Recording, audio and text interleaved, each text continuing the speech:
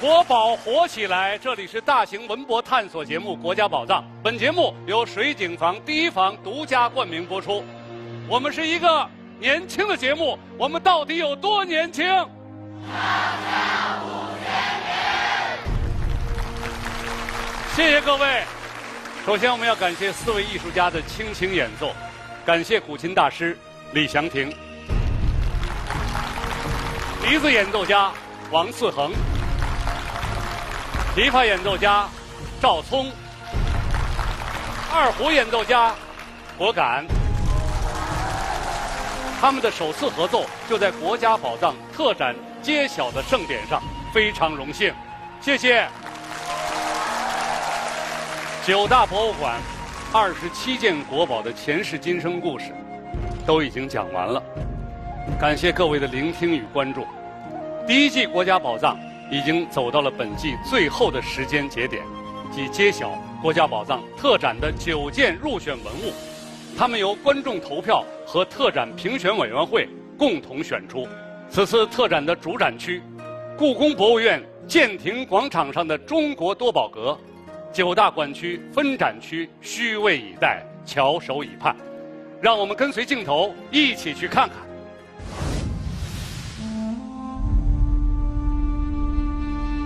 大家好，我是中央电视台的记者朱广权。此刻，我正在即将迎来紫禁城第600个春秋的故宫博物院。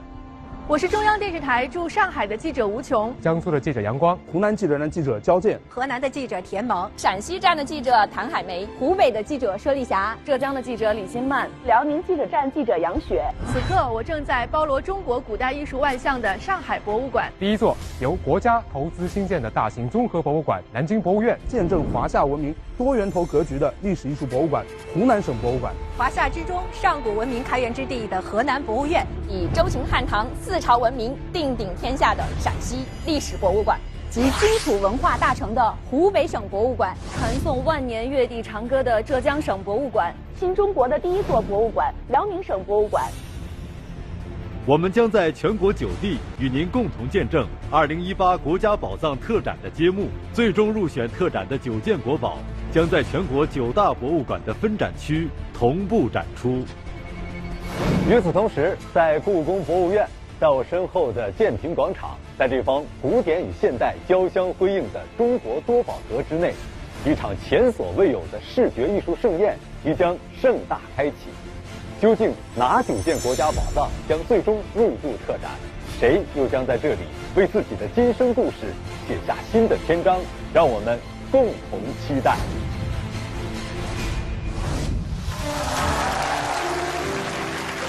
各位好，这里是国家宝藏特展揭晓盛典。各位好，我是浙江省博物馆的看门人蔡琴。9大馆长今天千呼万唤始出来，蔡馆长为国家宝藏特展揭晓盛典，您开个好头，这个任务就交给您了。没问题，我们浙江省博物馆推选的国宝上下5000年，上有立镇中华5000年文明的玉琮，下有本季国家宝藏最年轻的国宝清末明初的宁波万公轿，可以说时间的跨度是最大。还真是。这博的3件文物这一跨呀，就跨出了中华文明上下5000年的时间维度，再次证明了华夏文明从诞生以来从未断流。那我们就先来回顾一下这3件国宝的前世今生吧。我是国宝守护人任重。若中国商人都有这份情怀，国货复兴指日可待。今天万公轿来了，女孩也来了，他们让赤诚匠心活了起来，让民族自豪文化自信活了起来。我是国宝守护人孙淳。王者若得神俱在，凤必回明于岐山。2019年，我们浙江省博物馆将举办唐宋古琴大展，彩凤鸣旗将会再次鸣响。我是国宝守护人周冬雨。神灵啊，你到底想要什么？我的命吗？拿去！我该怎么救良主？是你们让这件玉琮成为一只望远镜，透过它，我们就能看到我们中华民族璀璨文明的一个起点。我们志愿守护宁波万公教落霞市海凤鸣旗七贤亭，力从守护历史，守护汇市天宫，高山流水，玉坟国破。果然是传颂粤地长歌的浙江博物馆，单件国宝温软又精巧。蔡馆长，您今天为我们请来的揭晓嘉宾又是谁呢？他呢虽然不是我们浙江人，但是呢他跟浙江呢有着不解之缘。他的第一座个人的艺术馆就伫立在我们这个西子湖畔，在杭州的很多地标的地方都有他的雕塑作品。他就是著名的联合国教科文组织的和平艺术家，清华大学学术委员会的副主任、博士生导师韩美林先生。在创作的十字路口，他寻寻觅觅，离不开民族的烙印。莲花现在走向世界，都是我们祖宗给我的力量。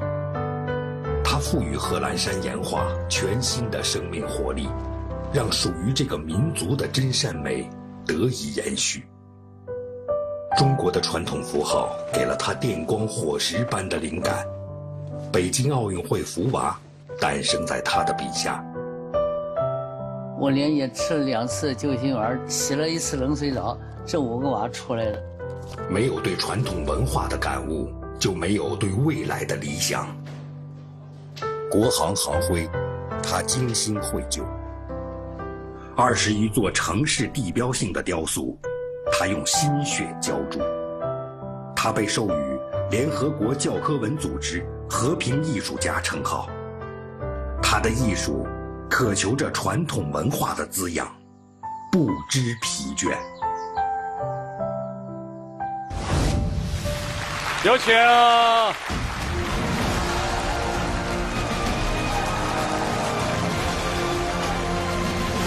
韩老师，你好。你好。韩老师好。我很荣幸的成了这个浙江博物馆的揭晓的嘉宾。当这个嘉宾紧张，你想想，咱们隔行如隔山，我一个画画的，我能不紧张吗？经常我这儿都出汗了，我跟你说。刚才馆长介绍说，您根本就不是人家杭州人，那你为什么把你的第一座博物馆建立在杭州呢？杭州是一个文化城市。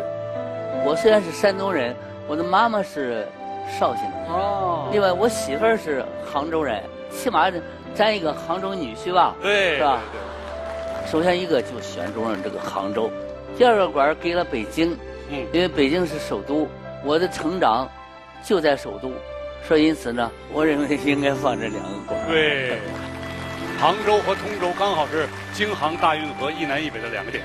我这一生走向世界，我都不会忘记我们中国文化对我的影响。一个是古文字，一个就是岩画。我捐了将近5000件作品了，我还有上万件作品还要献给我们的共和国，献给我们的人民。刚才这番话啊，讲了一个我们人民艺术家的心声。那下面就由您为我们揭晓浙江省博物馆入选国家宝藏特展到底是哪一件文物。打开信封，打开信封。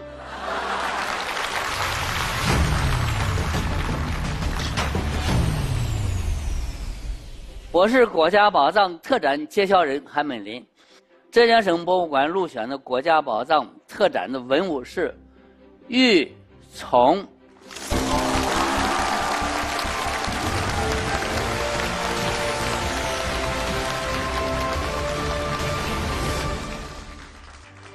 玉早已融入华夏子孙的血脉中。中国人有宁为玉碎的铮铮铁骨，有昆玉秋霜的坚贞不渝，有化干戈为玉帛的和谐友善。神人兽面纹是良渚人创造的图腾，它见证了华夏先民的神乎其技的智慧，惊天伟地的信仰，见证了5000余年的文明投射至中华大地的灿烂光辉。在其遗址上发现的仿红瓦宫殿基坛作坊、虚指、墓葬等一系列的重要遗迹令人惊叹。正所谓知来路，识归途。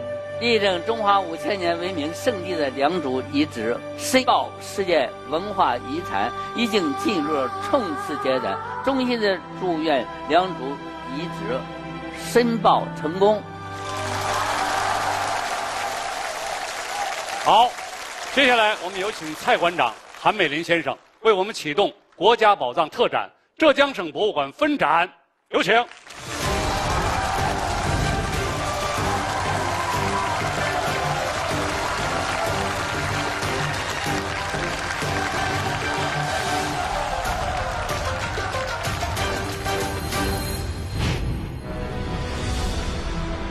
这里是浙江省博物馆月地长歌展厅，中国5000年文明实物例证玉琮将在这里迎来新一段的今生历程。和我们共同见证此刻的是浙江省博物馆的文博人和良渚古城考古队队员王永磊。每一次端详玉琮，总会想起良渚先民们与他们创建的文明古城。愿此后投向良渚玉琮的每一束注目中，都有对良渚先民们最崇高的敬意。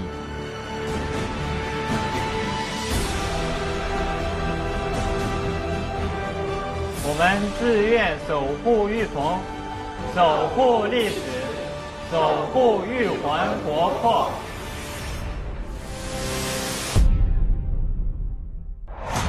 大家好，我是湖北省博物馆的看门人方琴。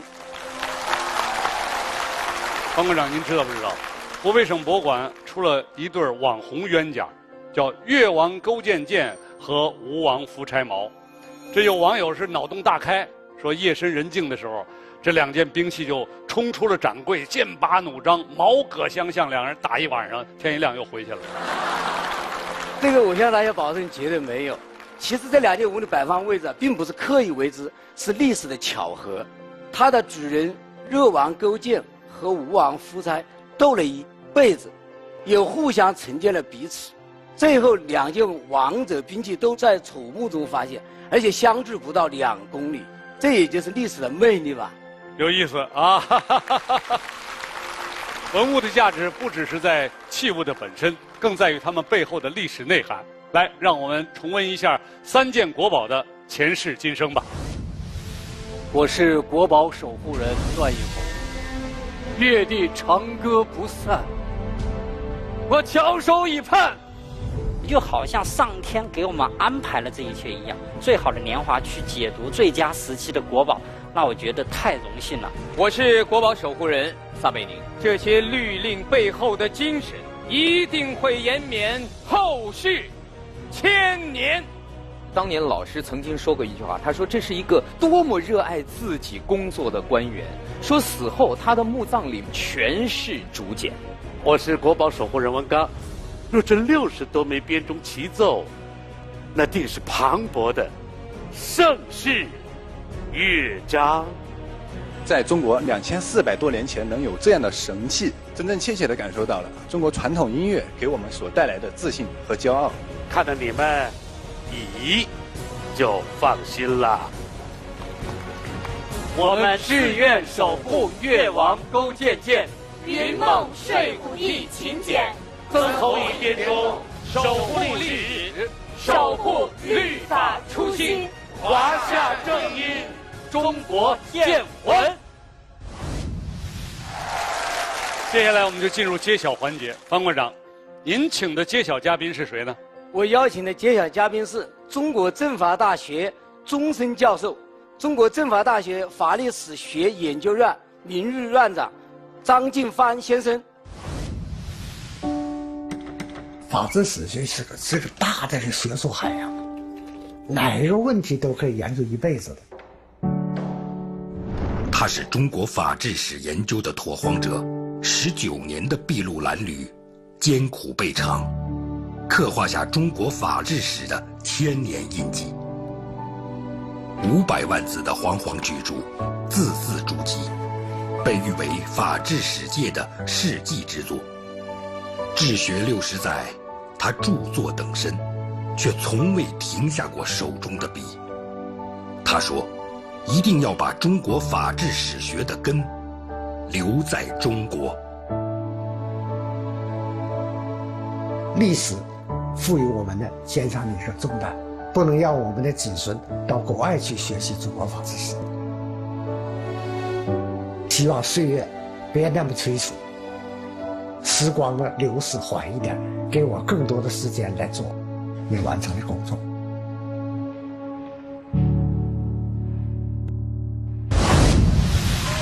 欢迎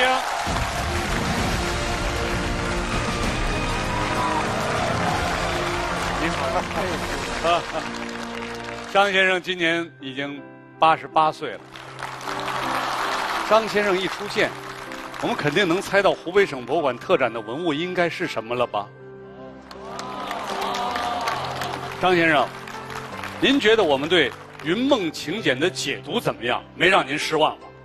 非常好，用这个知识问答的形式来宣传云梦请柬的内容，这个和云梦请柬里的法律答问也颇有相似之处，而且它也是趣味盎然的一种形式。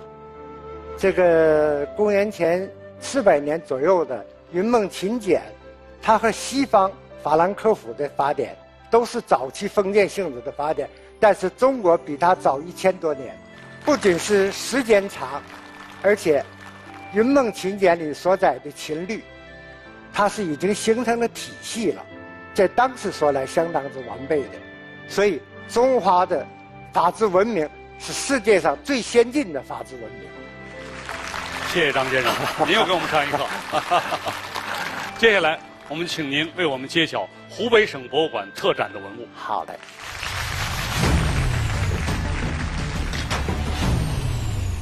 我是国家宝藏特展揭晓人张进凡。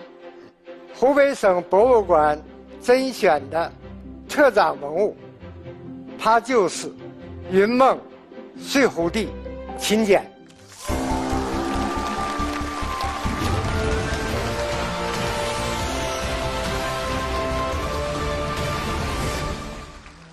经过安录，这是玺写在云梦睡虎地秦简35号竹简上的4个字，记录的是秦始皇第2次出巡经过安陆县当时的盛况，玺并未进行描述，也许他就恭敬地守在旁边，像是一个忠诚的卫士。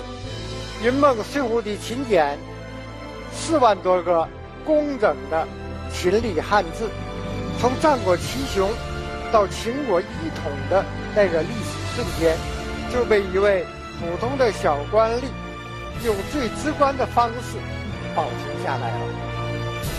云梦睡虎地秦简的出土，再次证明了中华民族曾经以优越的法文化长期滋润过东方世界，在新的时期同样也能以更加丰富的法文化真正傲然致力于世界进步的法治之旅。好，接下来我们有请方琴馆长张进帆先生为我们启动国家宝藏特展湖北省博物馆分展，有请。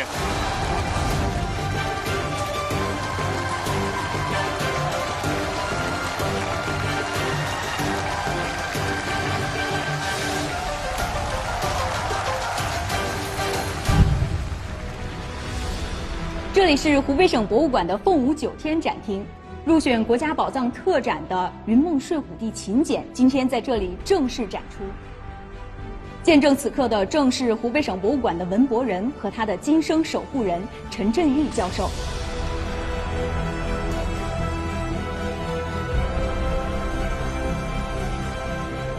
云梦睡虎地出土秦简1155枚，4万余字。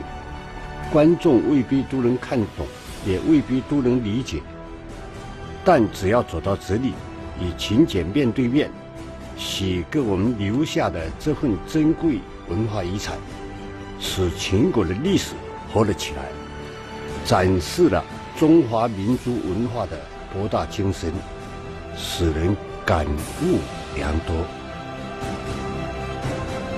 为天地立心，为生民立命，是当代炎黄子孙的使命。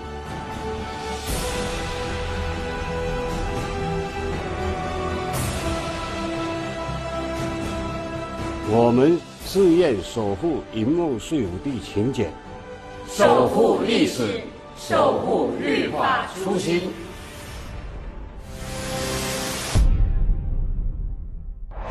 国家宝藏小剧场讲的前世传奇受到了大家的喜欢，所以今天我们的所有助演聚齐于此，奉上奇幻的一夜。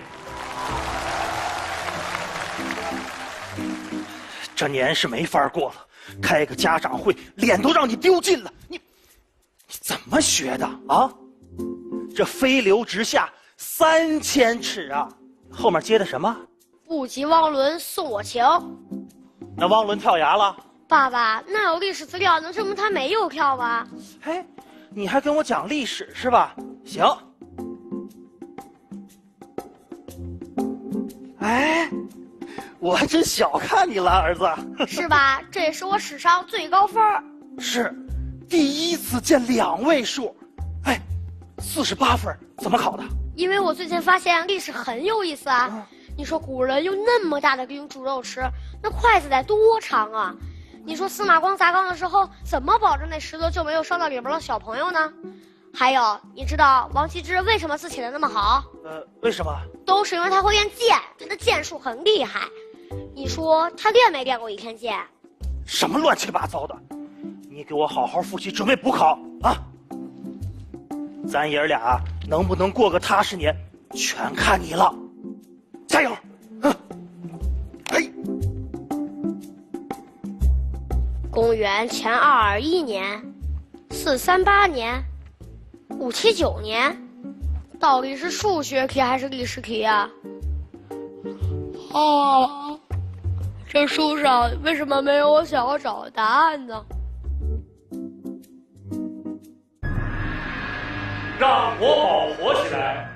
这里是大型文博探索节目《国家宝藏》，我是国家宝藏的001号讲解员。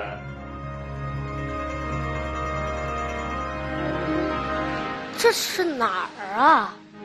盔甲配上剑戟，昭雪夹层厚地，浓妆淡抹相依，绝代面容充满美丽。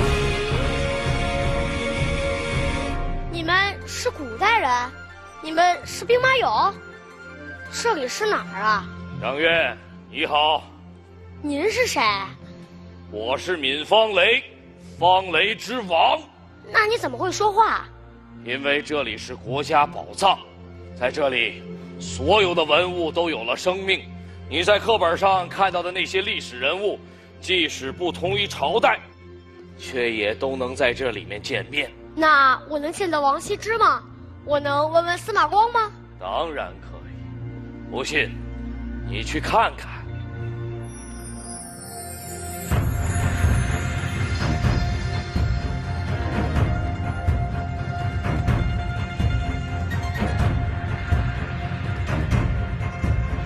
您是皇帝，朕是乾隆。他们是谁？这2位是朕的偶像，王羲之、黄公望。你不是皇帝吗？他们怎么敢吐槽你？主宰鼎盛王朝，必能海纳百川。考古绝对严谨，历史人物原型，故事也要有趣。前世今生传奇，开场大戏。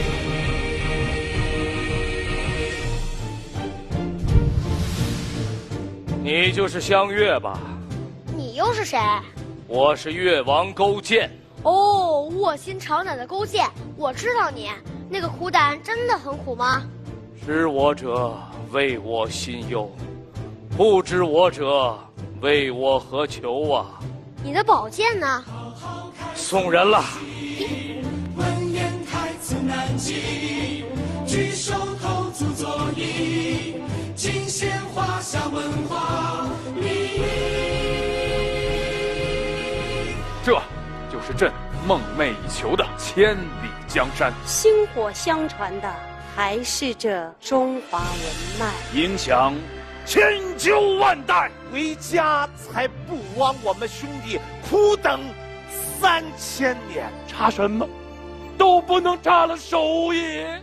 开启一段千古传奇，我们都还很年轻，剩下5000年的光阴，在舞台中相遇。是蔡京。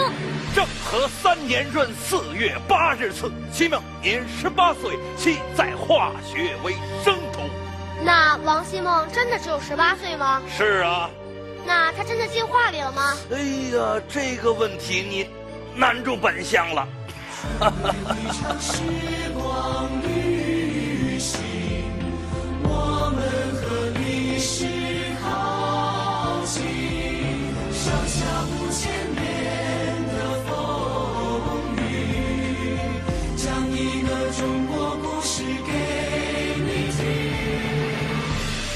月帝长歌不散，我翘首以盼。重逢。你的剑找到了？怎么这么短？难得一见真迹，快睁大眼睛，屏住呼吸，解开宝物的秘密。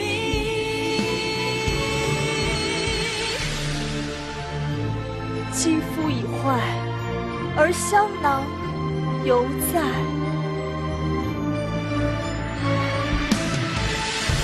一段千古传奇，我们都还很年轻，上下5000年的光阴，在舞台中相遇，穿越一场时光旅行，我们和历史靠近，上下5000年的风雨，讲一个中国故事给你听。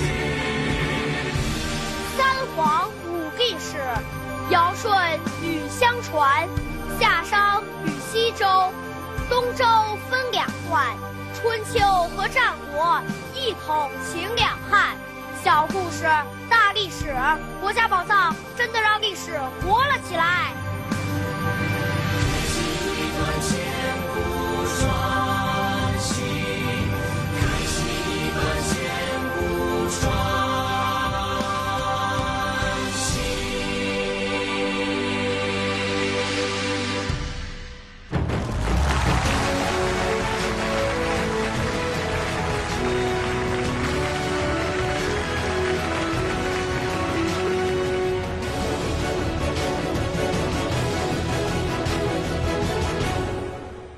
水井坊600年，每一杯都是活着的传承。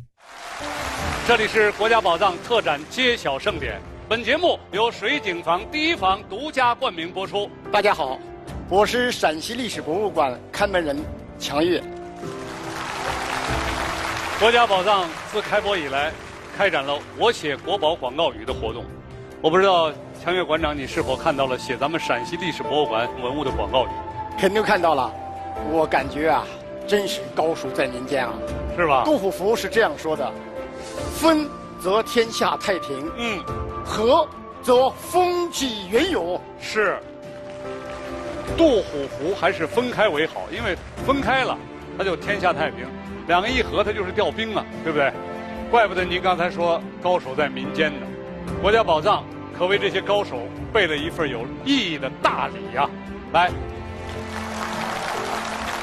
这是由9大博物馆联合推出的限量版的精美套票，啊！这是我们陕西历史博物馆的门票，上边还有我的签字。看看，上海也有馆长的签字。我要跟大家透露的一个肯定你们不知道的消息，因为上海博物馆啊，已经有很多年都没有印刷过门票了，目前一共就剩下68张纸质门票。你们说，这套票珍贵不珍贵？要是广告语写得好，就有机会拿到手。现在我们一起回顾一下陕西历史博物馆3件国宝的前世今生。我是国宝守护人郭涛，站在阙楼之上，我大长安城一览无余。中国传统建筑呢，是我国劳动人民智慧的结晶，它彰显了质朴、优雅、灵动、豪气。国宝守护人马苏，陪我到最后的，看来只有你了。透过整个何家村这批器物，我们能够看到1000年前的大唐，自信、乐观、开放。国宝守护人刘义军，我乃大秦的宗师，难道你们想造反吗？不见虎符，誓不发兵，不败一群，誓死不完。虎符呢，告诉我们啊，从古至今千百年来，我们追求信息安全的脚步从来没有停止。我们志愿守护杜虎符，葡萄花鸟纹银香囊，阙楼仪仗图，守护历史，守护安国之信，丝路芬芳，盛世为宜。周秦汉唐定鼎天下的陕西历史博物馆，果然是名不虚传。强馆长，您为我们请出陕西历史博物馆的揭晓嘉宾吧，有请。我邀请的这位揭晓嘉宾，被称作永远的敦煌少女。她师从林徽因，痴迷于中国的壁画艺术，不仅仅是守望人，更是传承者。74年前，他跟随父亲从法国一路辗转来到这里，描稿、勾线、着色、渲染，阳光洒在五彩斑斓的壁画上，漫天佛陀慈眉善目。他将自己最好的年华都献给了这座沙漠中的文化宝库，成为了国内最早从事敦煌图案研究与教学的学者之一。人民大会堂上摇曳的唐草，香港特区里盛开的紫荆花，北京展览馆、民族文化宫、首都剧场，他用一生的心血，让敦煌艺术绽放在中国的角角落落。敦煌已经融入他的骨血里，写在了他的灵魂上。从青丝到华发，不曾磨灭。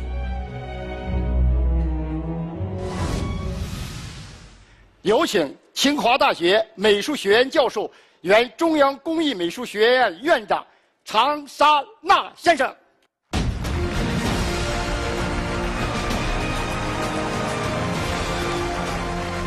您好，常先生。你好。常先生的父亲常书鸿，人称敦煌的守护神，是研究壁画的前辈，也是我国著名的画家和艺术家。我父亲，他年轻的时候是留法的，在法国的巴黎，在河边上看见伯希和出了一本《敦煌莫高窟》，这个书看了以后，他很惊讶，他说：“哎呀，我就追求西方的艺术，我都不了解我自己国家的文化的历史，我数典忘祖。哎呀，我以后回到国家，我一定要去看一看敦煌。”他就下了这个决心。77事变以后回来，他就去了一看，他说：“不但我看一看就完了，我下决心要带着我的家属、我的女儿、我的儿子，还有我的妻子去搬迁到敦煌。”真好。那我想问您，之前亲眼见过这个懿德太子墓壁画《阙楼仪仗图》吗？那个时候懿德太子墓还没有被挖掘出来，但是我有幸到那西安的户县，陕西户县，去临摹永泰公主墓的原壁画。永泰公主呢，她就是懿德太子的妹妹。是的。就在那个时候，哎呀，高兴的不得了，兴奋的不得了，我就开始练笔了。我就把永泰公主墓的一个宫女给画出来，勾的线各方面啊，形象特别优美，反映了唐代的女性的装扮的特点。常先生啊，不但研究临摹壁画，他将壁画中的各种图案进行整理提案，应用到了现代的艺术装饰建筑中去。所以我深深地体会到我们传统的文脉、传统的元素，完全应该用在我们当代的所需要的东西。谢谢您，让古老的艺术在现代又重新活了起来。那么接下来，请您为我们揭晓陕西历史博物馆特展入选的文物，有请。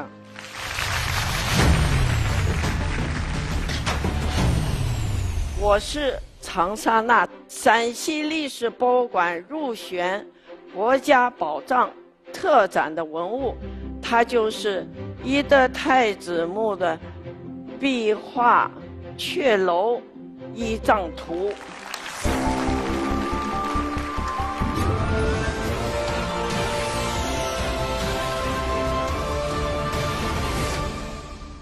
阙楼仪仗图是汉有的唐代绘画珍品杰作，壁画绘制了唐代宫门前标志性的阙楼建筑，由高到低分为3层，为后人留下了难得的唐代的宫殿建筑的实景图。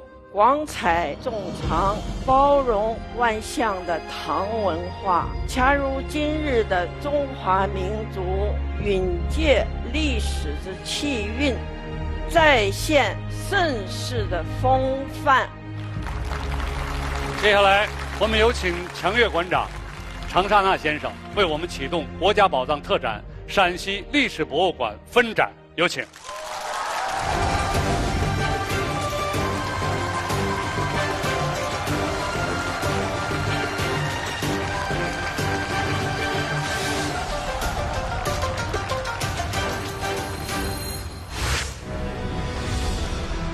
这里是陕西历史博物馆唐代壁画珍品馆，在我身后就是最终入驻国家宝藏特展的国宝阙楼仪仗图。马上，国宝就将在我们所有人的共同守护下，迎来一段新的今生历程。为阙楼仪仗图开启今生故事的，正是陕西历史博物馆的文博人，以及今生故事的守护人张锦秋先生。每个中国人站在这幅壁画面前，都会在心中为大唐盛世画出一个最美的图境。在上下5000年的文明里，大唐是中华民族最瑰丽的记忆。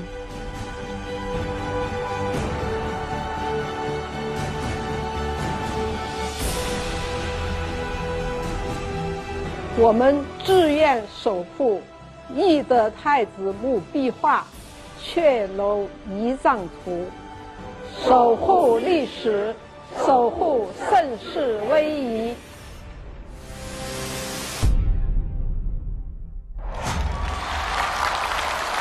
大家好，我是河南博院的看门人马肖林。马院长，咱们河南博物院那个节目播出的时候，我看到最有意思的一句评论语是这么说的：说河博你耍赖，拿出个至今8000多年的古笛，你让别的博物馆怎么跟你玩？我觉得这是观众朋友表扬我们。不过呢，每个博物馆都有自己的地域特点。河南呢，作为华夏文明开源与繁盛之地，留下了丰富的文化遗产。而国宝骨笛呢，非常具有代表性。当然，文物不是说年头最长的价值就最高，因为国宝没有高低之分，它们都是历史的载体，都是无价的。说得好，马院长。我们可以再一次一起回顾一下这3件国宝前世今生。我是国宝守护人刘涛，尽我们的战神霄，助我王一臂之力。由于我们郑老师一直坚持到底，再挖下去，我们得以和富好的墓见面。我到安阳见到郑老师的时候，就没有把尖尖的肠磨成了大概齐这么个样子。国宝守护人雷佳音，天亡我大楚啊！云门铜镜，天下独一无二，看它，便可知我大楚曾经心高气傲。涡轮叶片用的都是我们几千年前研究出来的失蜡法。中国现在的航空发动机技术完全是我们自己的。国宝守护人蔡国庆，蔡先生，只要有骨笛的声音，我们内心的苦难便会减轻。有什么好怕的呢？没有开口，等着他们去完成吧。我们志愿守护，富好乡村，云文铜镜，甲无骨笛，守护历史，守护华夏英姿，强国制造，华夏初音。我们的守护人和今生人物真是可敬可爱。马院长，请您为我们请出河南博物院的揭晓嘉宾吧。他就是北京大学考古文博学院院长韩侃先生。我们说地不爱保，很少有国家就是像中国这么考古发现那么多，像保存一个物质基因一样，保存了我们的物质文化的基因。我们可以知道我们是怎么样走过来的。考古学的这些大家呢，和这个北大呢很多都有关系。我的导师苏白先生，这个专业的创办，他就一直参与这个过程。我们院的杨文民先生，夏商周断代工程的首席科学家李伯谦先生，这些呢都是一代一代的，这个呢都是给我们前进的一个起点。那么我们这个学科呢，接触的呢，可能是几千年甚至上万年人类创造的这些结晶，所以这精神上呢可能会比较富足，无形当中我们觉得就把自己的这个生命延长了。欢迎韩侃院长。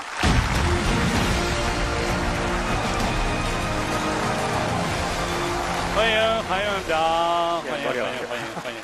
谢谢马院长。大家都还记得吧？在国家宝藏27组今生故事讲述人里，郑振香、唐继根、陈振玉、齐东方、耿硕，都是你们北大考古专业培养的。实际上呢，中国的现代考古学一诞生不久，北大呢就有了考古的研究。在1922年的时候，北大就设立了考古学的研究室。是。那么在1952年的时候呢，成立了中国第一个考古专业。在1983年的时候，就成立了考古系。1998年成立了考古文博学院。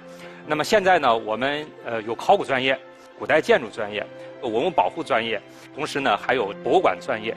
我也希望社会上更多的年轻的人能够喜欢考古专业，追逐考古梦。哎呦，说得好！我们希望能成就更多的新一代的专业人才，让中国的考古事业薪火相传。那么接下来我们就请您为我们揭晓河南博物院入选国家宝藏特展到底是哪一件文物。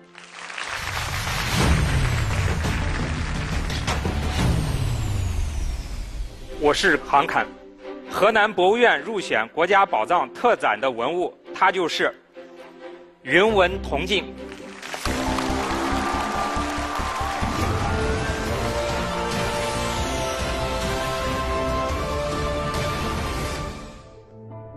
吾以酒，饮为嗣，得将无罪。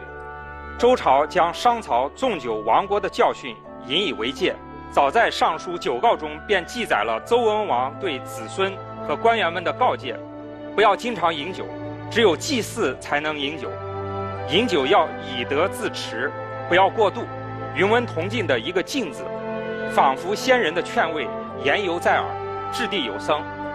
同进所使用的失蜡法，显示了我们祖先的惊人创造力，而失蜡法传承千载，仍能启发我们在航空领域的技术创新。在历史长河中，我们中华民族谨言克己，明善恶，知进退，在先人文明的光耀下，踏上伟大复兴的壮阔征程。云文同进入选国家宝藏的特展，象征着我们中华民族不忘来处的继往，不畏前路的开来，国之重器，实至名归。谢谢杭院长，有请马院长、杭院长为我们共同启动国家宝藏特展河南博物院分展，有请。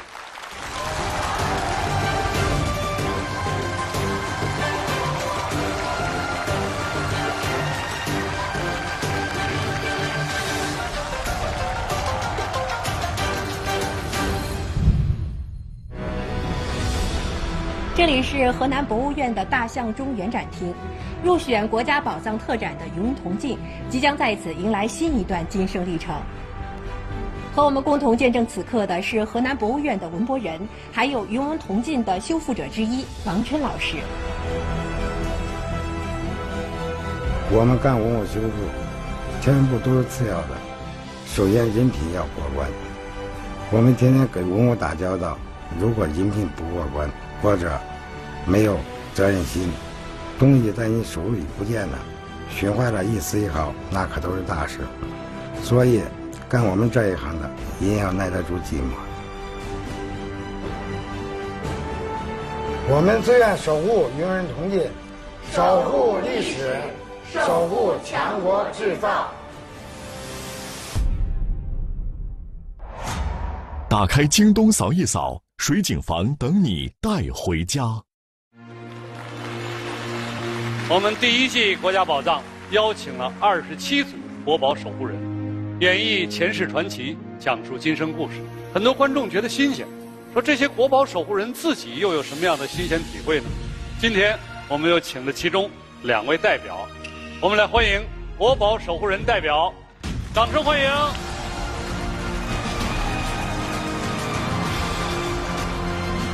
来跟大家介绍一下。大家好，我是湖北省博物馆曾侯乙编钟的守护人王刚。大家好，我是南京博物院大报恩寺琉璃塔拱门构建的守护人秦海璐。2位走上台来，是不是得先把刚才观众那个疑问得回答了，说说自己这回做国宝守护人的一些体会吧？体会最大的体会是嫉妒。嫉妒？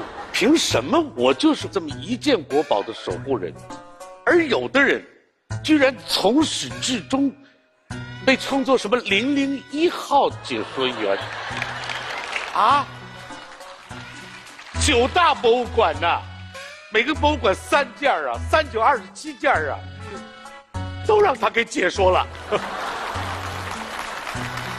当然这是玩笑，我是曾侯乙编钟的守护人。当这么一个庞然大物伫立在你的面前的时候，跟一座山一样，然后为了看底下那个最大的那个钟，特别是那个嵌金的那个字刻在里面，反正你一看见金子你就来劲儿，特别是嵌金那个字。刚跳出来你又勾我，老纪，咱不这样行不行？说国宝，说国宝，说国宝嘛。对对，说国宝。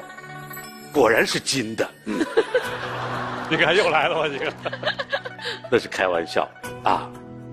立刻跳出4个字来：鬼斧神工。就当代人用手工也难以为之，所以最后不由自主的就这样一下。就在这件事上，能看到一个生活中喜爱文物、喜爱收藏的一个人。对中华文明的那种尊重和敬仰。海璐啊，人王老师把这都说完了，你该说什么？你看看。我觉得其实作为一个国宝守护人是件挺荣誉的事儿。当我到了琉璃塔拱门的那个构建那儿的时候，我看到了解它的历史，说凡见者必当顶礼，它是希望的一个象征。所以我看了一下南京博物院里边摆着的那些东西，我都想顶礼，都想顶礼。有件事我的印象特别深刻啊，海陆呢演那一段前情故事非常动情，那时候正彩排呢，那段有一段他说我等着你，啊哭得跟泪人似的，突然有人喊对不起，结果是录音师跑出来了。我们就想这关键时刻人正在拍，你捣什么乱呢？当时啊，我不知道为什么喊停，然后那个录音老师就特别委屈，他说那个秦老师说你哭的那个泪水啊，把麦给淹了。太动情了，我当时我那心就咯噔一下子，淹了，我要赔吗？那你放心吧，我已经帮你赔了。谢谢您，谢谢您也是国宝，我也给您顶礼一下。这个节目我特别喜欢，然后我也希望下一季的时候可以参与，是不是可以有一个002号讲解员？你要干嘛？参与一下嘛。行，这常言道，好男不跟女争啊。你什么意思？听出来了吧？王老师也想当002，我不是，我要当就当001，永远都跟我争。我是为你解脱，多累呀！要说文物方面的知识啊，王老师真是比我强，真的是。但是这个也是有危险的呀。为什么？我们当时在看那个《曾侯乙编钟》的时候，王老师真拿一小锤儿啊！别拦着他，拦着他，拦着他！那是敲钟，哎呦，那不是杂赝品，更何况那个是仿制品。真的，我哪敢敲？你甭管怎么说，反正你这动作在观众心目中已经有阴影了。有阴影。说实话啊，001号讲解员真的是很荣光的。不过这个2号是谁呢？由大家来决定。毕竟要找一个比我英俊潇洒的人选呢，本来是不太容易的事儿，是吧？我看出来，他这是想占着这地儿，根本不想走。虽然做了这个国宝守护人嘛，尽全力演了一个文物故事给观众，观众呢好像还挺爱看，但是文博界的高人，我可知道实在是太多了。今天呢，我就邀请了一位国宝守护人，他来自海峡的另一端。年少时意气风发，他的梦想曾是成为一名画家，却在一个偶然的机会下走进了台北故宫。冥冥中，书画鉴定成就了他一生的事业，潜心钻研，练就了一双慧眼。60年笔墨春秋，他过眼书画无数。在耶鲁大学任教4年之后，他出任华盛顿佛利尔美术馆中国美术部主任14年，让流传海外的中华文物得到世界的研究与重视。60年间，他研究每个人的笔性，总结了大量书画鉴定理论，更力图用浅显生动的语言分享给世人，心结不染，从未间断。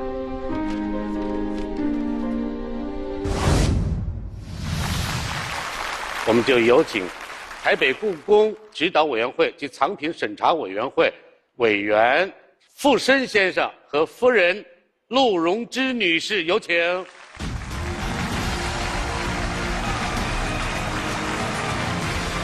您好，陆先生好。和珅王。怎么样？我算脱不掉这个。哎，你怎么留胡子？乾隆皇帝下江南的时候还没有那么年老。对呀，我现在够老了，叫富翁。富翁，他说他是富婆。我们刚刚从旧金山回来，在洛杉矶、旧金山的朋友都在谈你们的节目，所以我们俩是非常高兴的来到这个节目的。我觉得它非常的精彩。因为我其实是教这个文化创意产业的博导，我们就在研究各式各样文化性的传播，要怎么能够做到曲高和重。说到点子上，说得好。对，为这句话，曲高和重，曲高和重。然后在这个节目里面，我觉得最有价值的，它是中国原创，是咱们中国人自己原创出来的一个栏目的形式，它可以雅俗共赏，老少咸宜呀。好，傅先生，您作为书画鉴定的专家，能点评一下国家宝藏推选的国宝里头的书画作品吗？可以。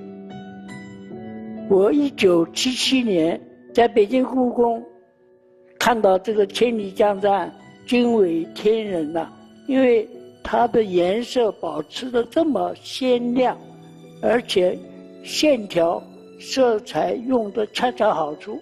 我也是画家，但是从来不敢临过，而且那个用的色彩都是宝石。古时候中国有2种白，一种是铅白，一种是格力的白，就是车聚粉。到了20世纪初期，发明了一种新的化学合成的白色，太白。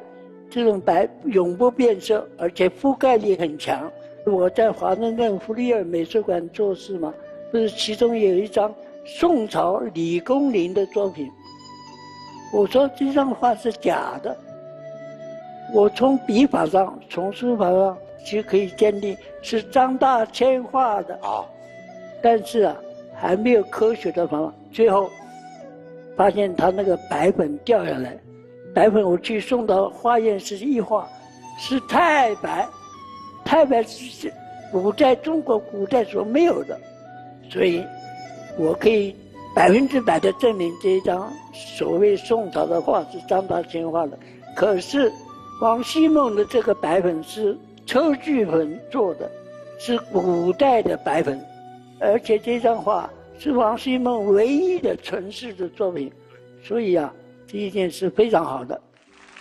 我要解释一下，傅生先生能够来上这次的节目是非常珍贵的，因为我不瞒各位说，我心爱的老爷现在被确诊得了阿兹海默症的初期，跟帕金森症初期，所以他能够记得的都是古代的事情，能够跟各位分享。我们今天来到这里，真的是非常的有诚意。谁做的这样的一个鉴定？他肯定错了，没见过这么聪明的老爷，还初期呢。你回去告诉他，皇上说的他错了啊。这是我们的一个小插曲。我们的节目就是让很多华人的内心受到了震荡。正是因为我们同宗同源，我们有共同的文化认可认知，我们才会有相同的震撼。今生不悔入华夏，我们自豪，我们是中国人。是，我们是中国人。21世纪是中国的世纪。好。就着老先生这句话，其实今天我也很有幸跟王刚老师一起准备了一段朗诵。我是中国人。好，闻一多先生的诗。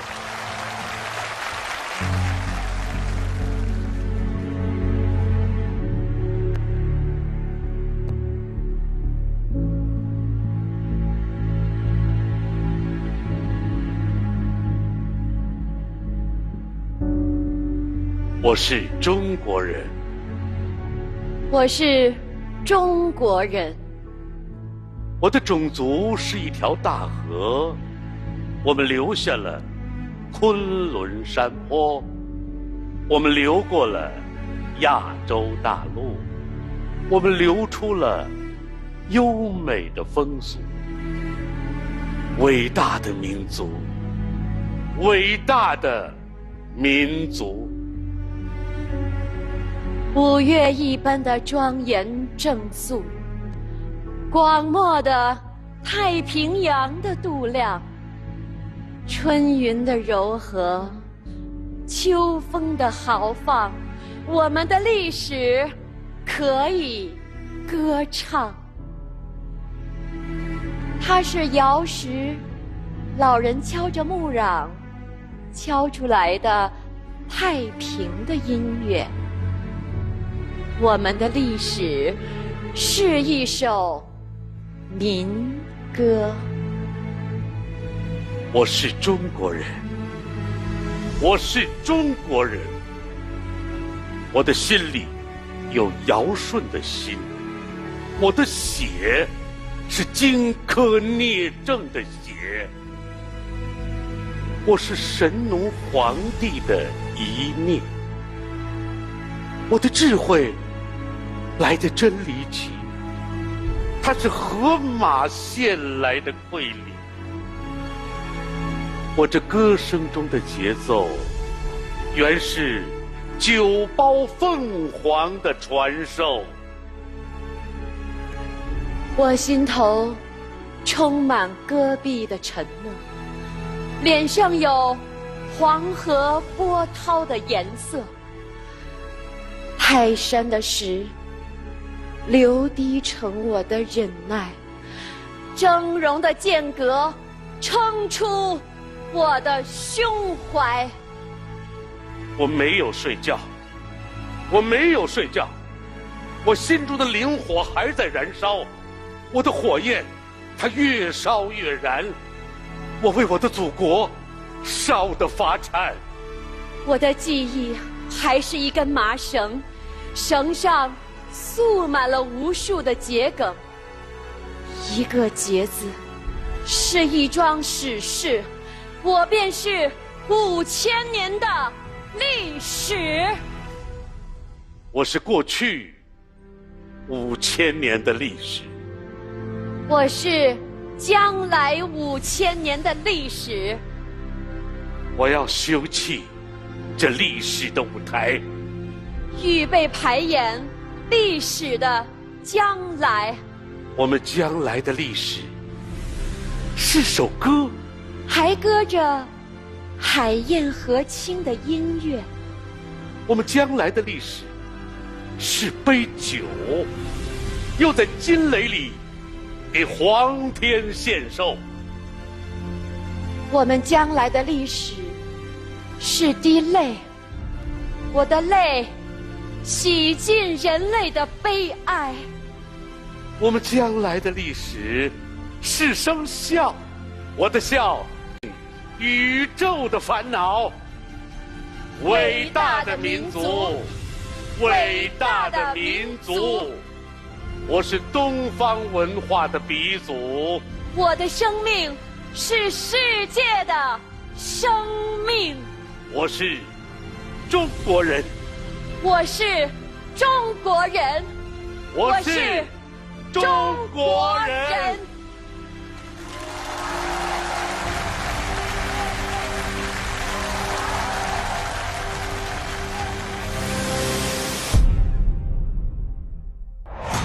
大家好，我是上海博物馆的看门人杨志刚。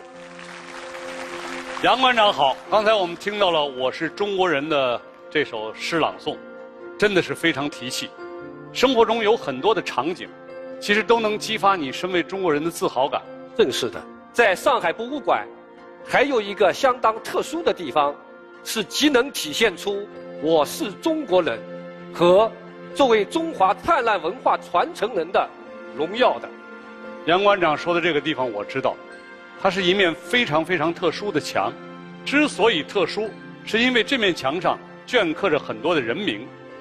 这面墙上的名录里面，都是上海博物馆的一些重要的捐赠人。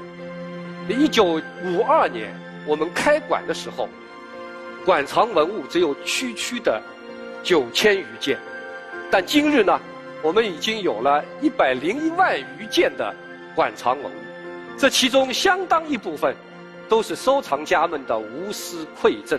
让我们一起向那些保护文物的赤子之心致敬。现在，让我们一起来回顾一下上海博物馆3件文物的前世今生。我是国宝守护人黄磊，就算阵亡、秦亡，统一强国的改革也将进行下去，影响千秋万代。1875年，在法国的巴黎成立了国际度量衡局，和我们在2000多年前度量衡的元素是一模一样的。国宝守护人那英，我朱刚只为织就天下第一的缂丝画。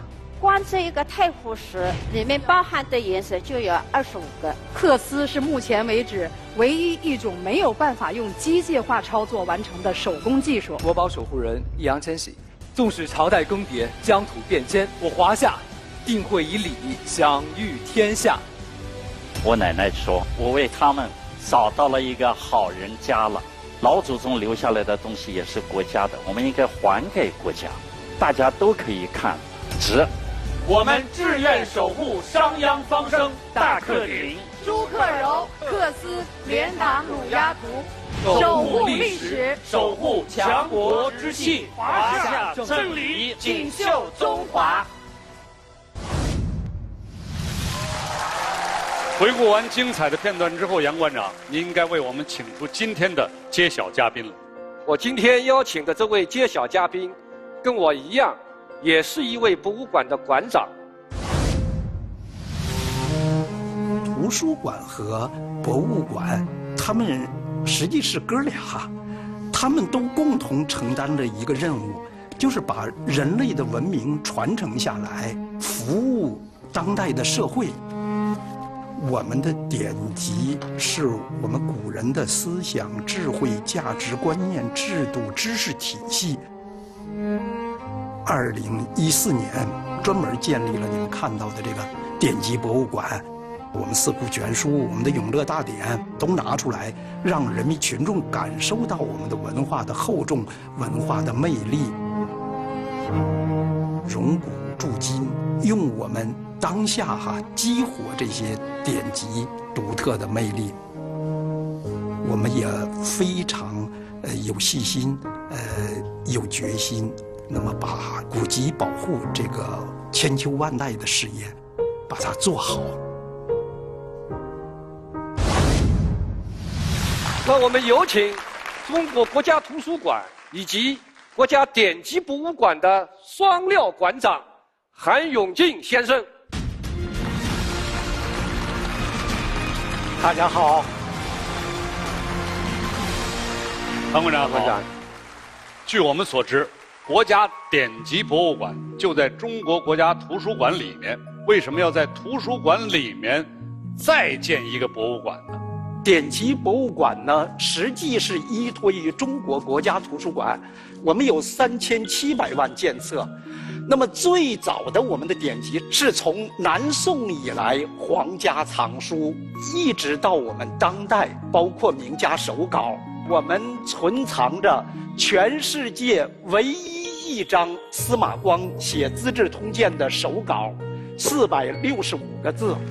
国立老师见到你，我还特别想邀请你到我们国家典籍博物馆，因为那儿还存藏有你主编的一部著作。那不是我，是我演的一个人物吧？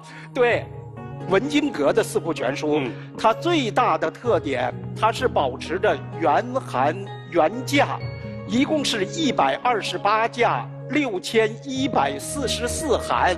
36304册。哎呦，他的总纂官是纪晓岚先生，在我们那儿你可以穿越几百年，因为完全是他本人的真迹在那上都留有。我要去，我要去。谢谢您的邀请。读史可以明志，知古方能鉴今。接下来我们就有请韩永进先生为我们揭晓上海博物馆入选国家宝藏特展的到底是哪一件文物？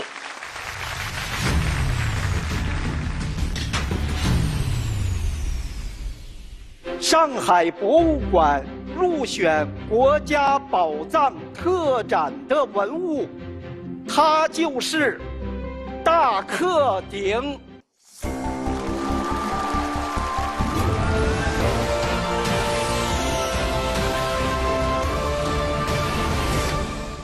大克鼎于清光绪年间出土，是周鼎器型的典型代表。鼎腹内壁上的28行金文，为研究周朝历史提供了重要的资料。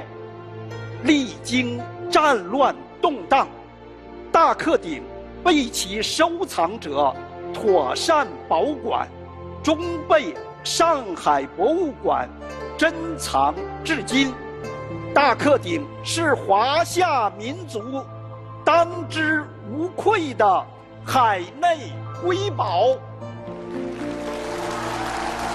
接下来，我们有请杨志刚馆长、韩永进先生为我们启动国家宝藏特展上海博物馆分展，有请。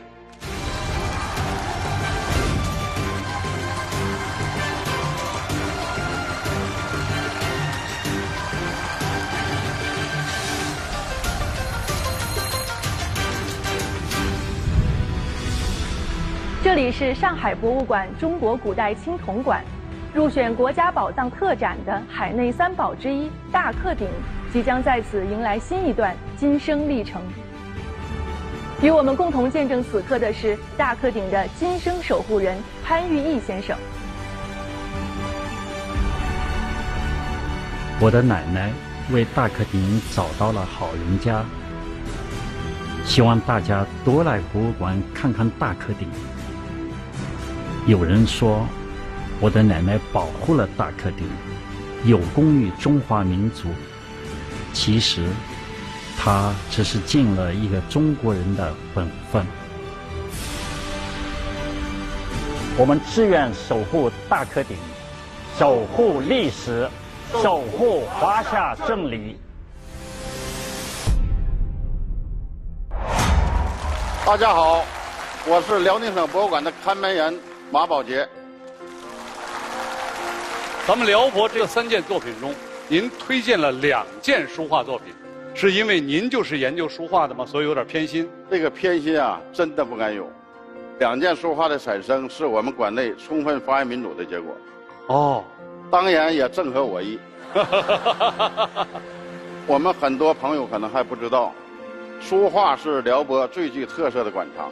大家所知道的《簪花仕女图》、《果果佛音游春图》、《瑞克图》，还有宋徽宗的书法真迹、草书千字文，这些都是辽宁省博物馆的藏品。那么这次我们的目的就是使我们的观众在这个提笔忘字的时代，能够充分意识到书法和绘画作品中所承载的中华人文的精神。我十分理解您的用意。现在，让我们一起来回顾一下辽宁省博物馆3件文物的前世今生。我是国宝守护人陈晓。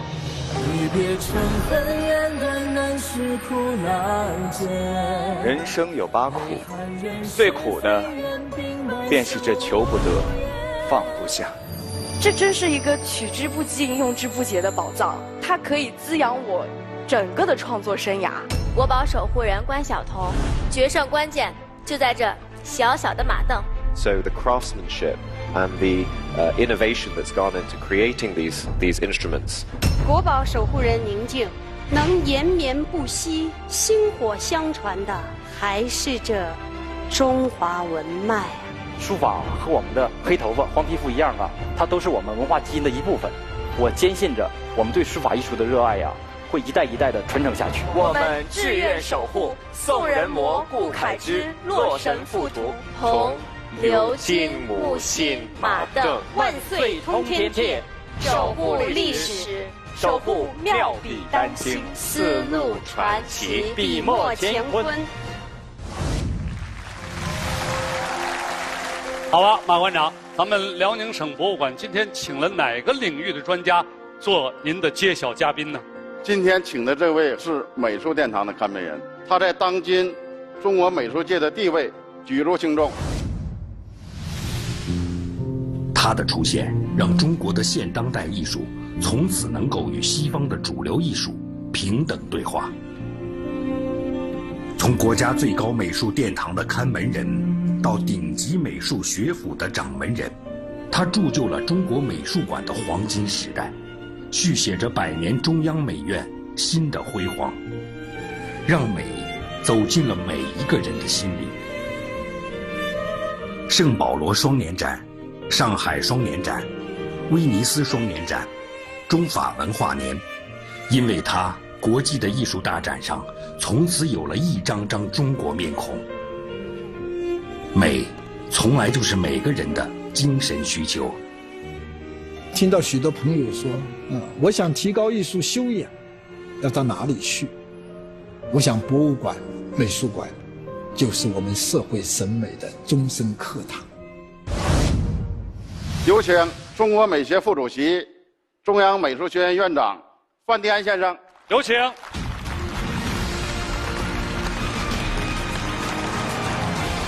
范先生好，何林你好，班长好，马馆长好，辛苦了。我身边这2位可以说都是书画界的专家，对书画鉴赏都是很有研究的。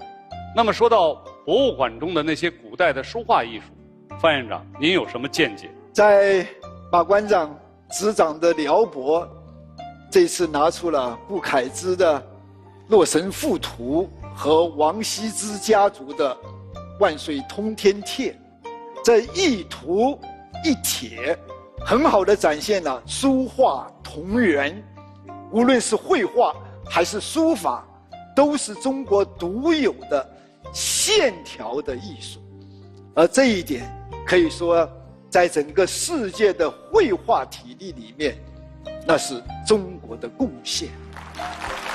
这里我有一个特别的感受，宝藏2个字，也可以是藏宝。我们以往大家谈论的比较多的是藏宝，而这个节目让大家更多的认识到宝藏的价值，特别是国家宝藏的价值。说得好，了解古人，我们才能够知道自己的位置。多去博物馆，多去美术馆，也许你慢慢的就会看出这些艺术当中的章法。接下来我们有请范迪安院长为我们揭晓辽宁省博物馆的特展文物，有请。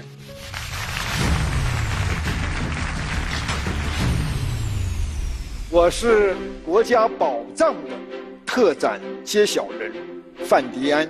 辽宁省博物馆入选国家宝藏特展的文物是唐谟王羲之一门书汉卷《万岁通天帖》。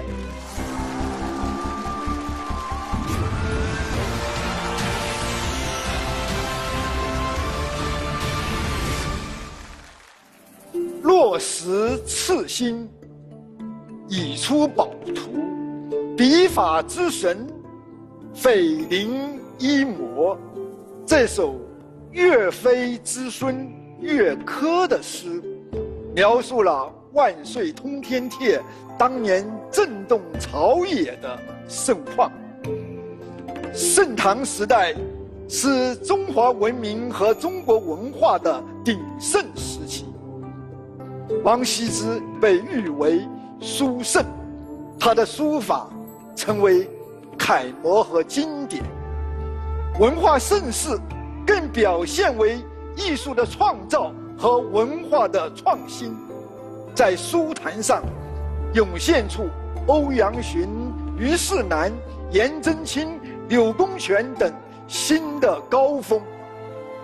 历史启示我们，中华文化蓬勃的生命力和强劲的创造力是我们伟大民族精神的象征。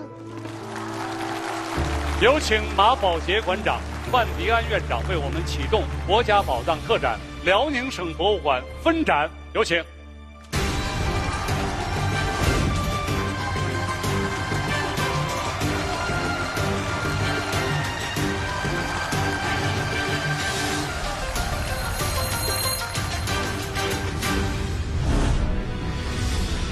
这里是辽宁省博物馆入选国家宝藏特展的唐谟王羲之一门书汉卷，也就是《万岁通天帖》，今天再次展出。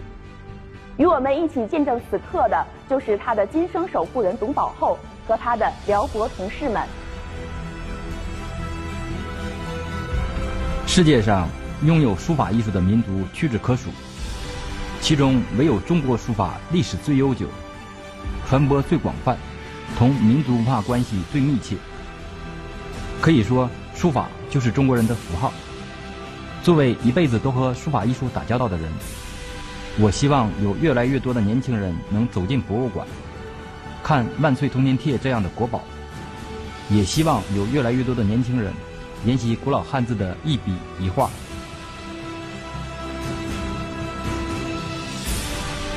我们志愿守护万岁通天帖，守护历史，守护笔墨乾坤。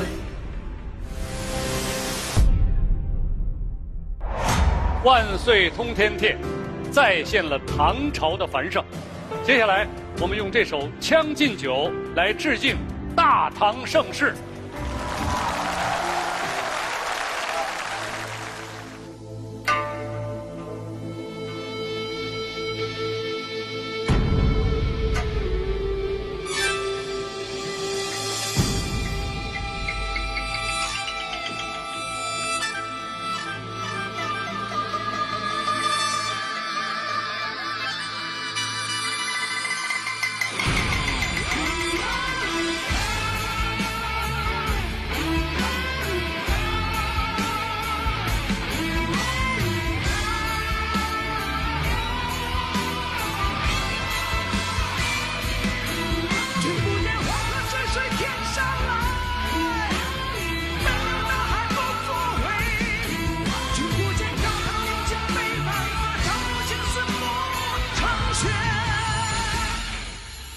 人生得意须尽欢，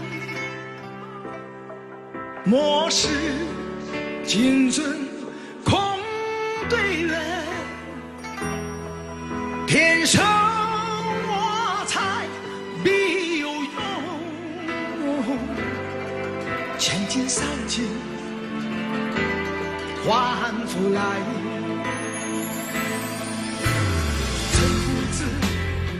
秋声将进酒，杯莫停，与君歌几曲，请君与我情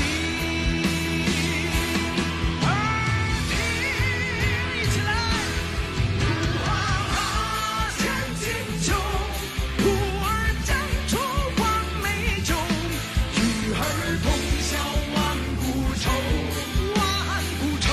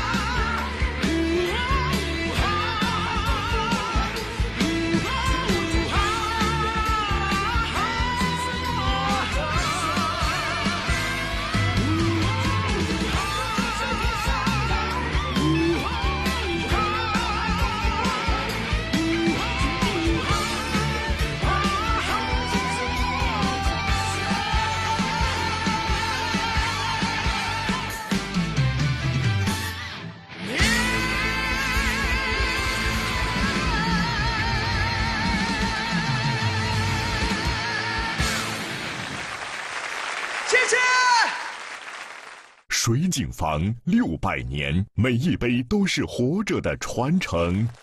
欢迎大家再次回到国家宝藏特展揭晓环节。本节目由水井坊第一房独家冠名播出。我是国家宝藏001号讲解员张国立。大家好，我是南京博物院001号服务员龚良。龚院长，你太调皮了，你不应该说是看门人吗？在我们院里面啊，服务公众的所有的员工都会佩戴一个胸牌。我的胸牌是01001号。哦，真好。说起这次9大博物馆甄选的国宝，唯独是南京博物院出境的国宝数量最多，想得出来是为什么吗？想不出来，那我们就请龚院长为我们揭开谜底。大家看宝藏的藏字里面啊，藏了这么一件器物，它叫明永乐青花寿山福海文炉。相传啊，当年明永乐皇帝朱棣啊，他在上朝的时候啊，一旦他入座坐定，内侍就会拿这么一个炉来放在他的榻前，说皇上安定了。哦，有意思。我们这个炉的纹饰啊，叫寿伞覆海，所以它这样的一个炉不仅仅是有吉祥的寓意，而且有江山屹立、国家安定这样的意思在里面。长学问了吧？哈哈哈哈哈！接下来我们回顾一下南京博物院3件国宝的前世今生吧。我是国宝守护人秦海璐，全塔上下的檐角挂着152只铜制的风铃，铃声数里可闻。在2015年，我们重新建造了大报恩寺遗址公园，再次让世界产生了强烈的反响。国宝守护人张晨光，不出户庭就可观万国之事啊！昆玉万国全图啊，它是融合了中西双方对世界认识的结果，是真正的历史的镜子。国宝守护人袁弘，人生在世，唯有活出真我最重要。我就下苦功，一块砖一块砖的比对，把砖画最精彩的东西呈现给大家。我们志愿守护大报恩寺琉璃塔拱门，昆玉万国全图，竹林七贤羽绒体系砖画，守护历史，守护大国匠心，海国图景，先贤易德。副院长，今天为我们请来的是哪一位揭晓嘉宾呢？今天我请到的这位先生啊，他的作品是赫赫有名。天地交泰，万物咸亨。这是古老的中华文明浸润于我们血脉之间的文化智慧。东方之冠，鼎盛中华。上海世博会中国国家馆从它的图纸上拔地而起，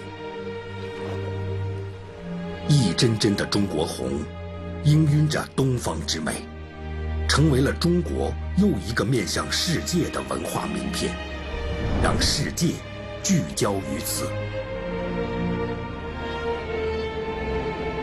侵华日军南京大屠杀遇难同胞纪念馆、奥运会羽毛球馆、钱学森图书馆、侵华日军731部队罪证陈列馆。它的建筑在这片土地上开辟着历史的辉煌。民族与文化是建筑永远的魂与根。有请著名的建筑设计大师何敬堂院士。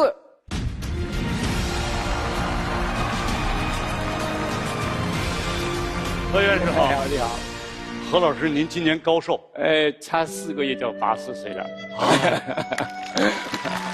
我们今天来的这个很多揭晓嘉宾都是80后和90后，你们发现没有？堪称是国宝人物。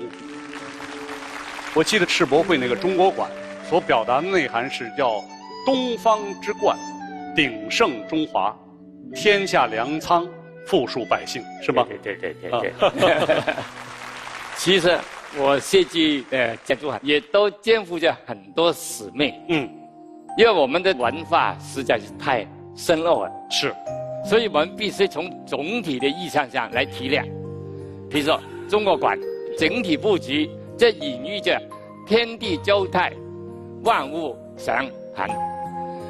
其实我们很多灵感都源于我们的历史文化，这些也都是我们独特的东方的哲学和美学。说得好。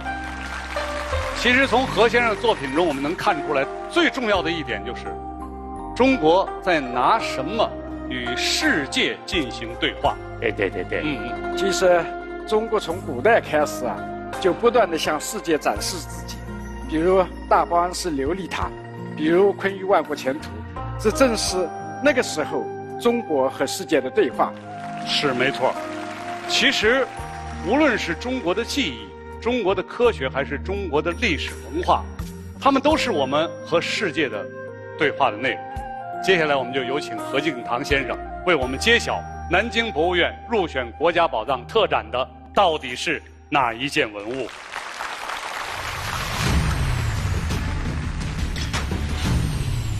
我是国家宝藏特展谢小人，何景堂，南京博物院入选国家宝藏特展的文物，它就是大报恩寺琉璃塔拱门。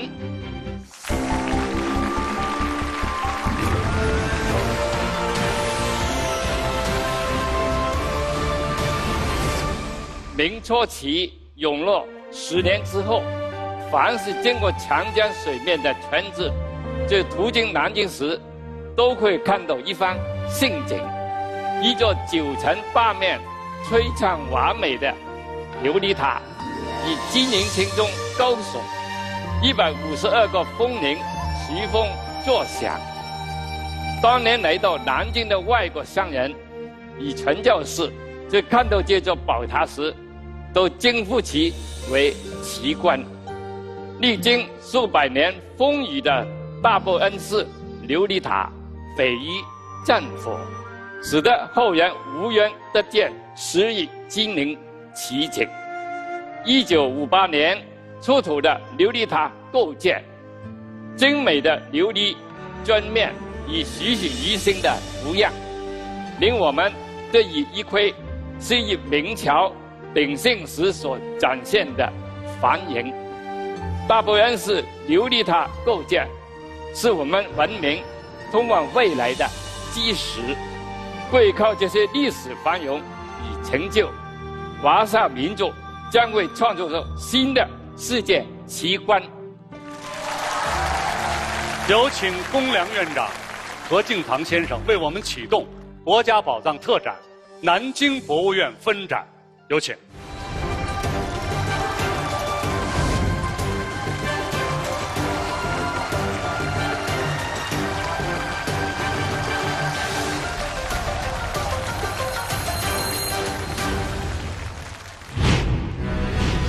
这里是南京博物院明清展厅，入选国家宝藏特展的大报恩寺琉璃塔拱门即将在这里迎来新一段晋升历程。和我们共同见证此刻的是来自南京博物院的文博人和今生守护人潘古平先生。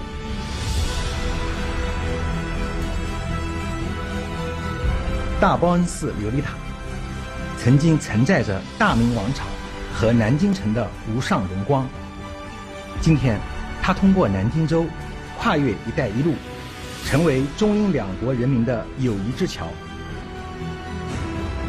不忘本来，吸收外来，面向未来，国家宝藏述说的这段宝塔奇缘，一定会继续见证伟大中国的和平崛起。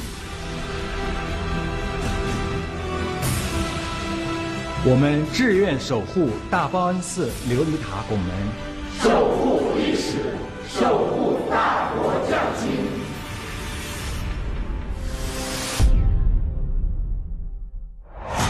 各位好，我是湖南省博物馆看门人段晓明。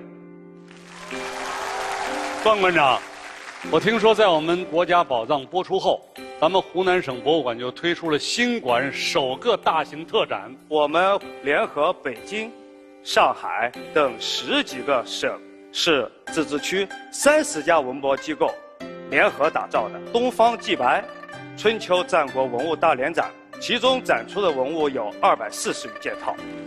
大动作啊！有国家宝藏上出现的国宝没有啊？当然有，陕西历史博物馆的杜虎符。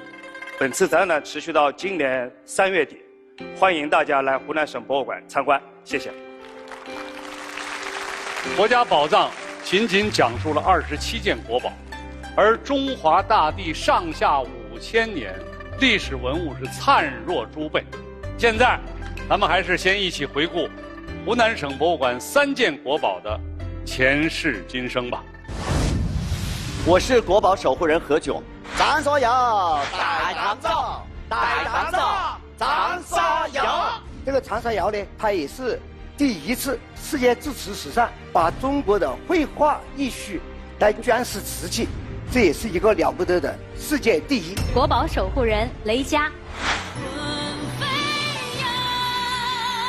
天上的用他们极其浪漫的艺术手法，将鲜明的瑰丽想象完美的呈现在观众们的面前。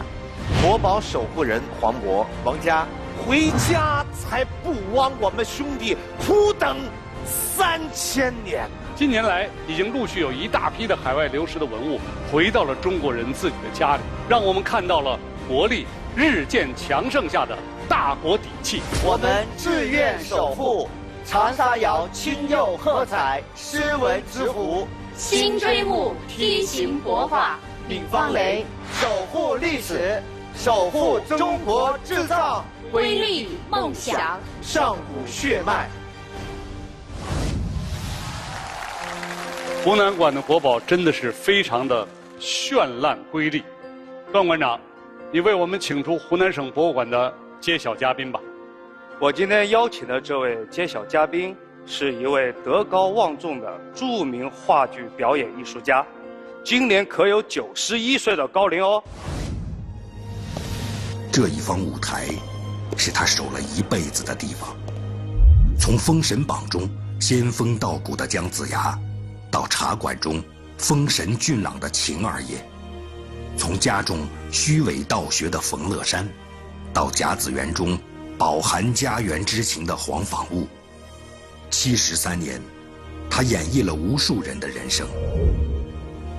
鲜有人知的是，他也早年学画，师从白石老人的弟子李苦禅与许林庐，书画相伴，让他对戏剧又有了不一样的理解。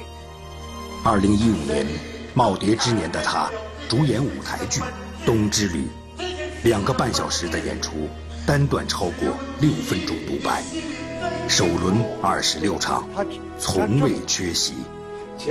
那一次，成为了话剧舞台上无法复制的经典之作。艺术创造，如果能做得更好一些，为什么不呢？有请蓝天野老先生。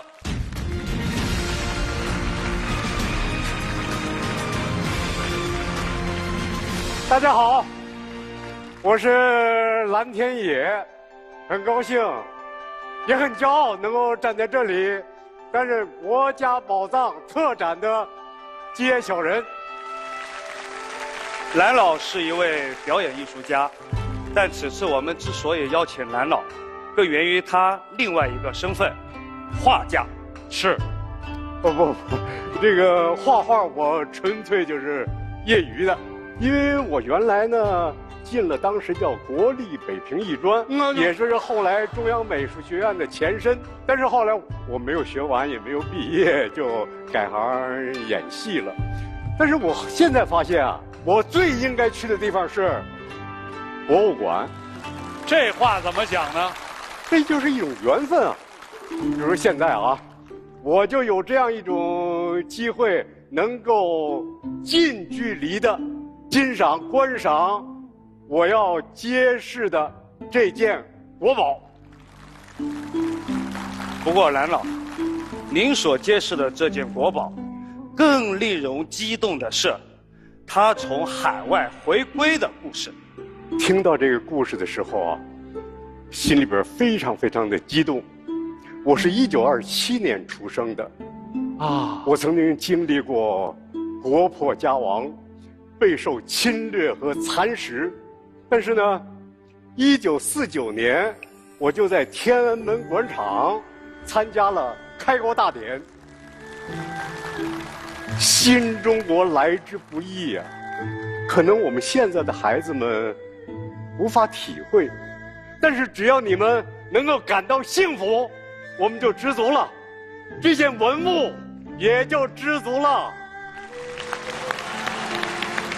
我要跟大家讲一个秘密，在我们1949年之前，蓝老是一名地下党员，曾经就上演过真实版的《潜伏》。文物在某种程度上可以说是中国人的信仰寄托。当国家衰弱的时候，我们可能连一件器物都无法好好保存；当国力强盛的时候，游子归家。那我们接下来就有请蓝老为我们揭晓吧。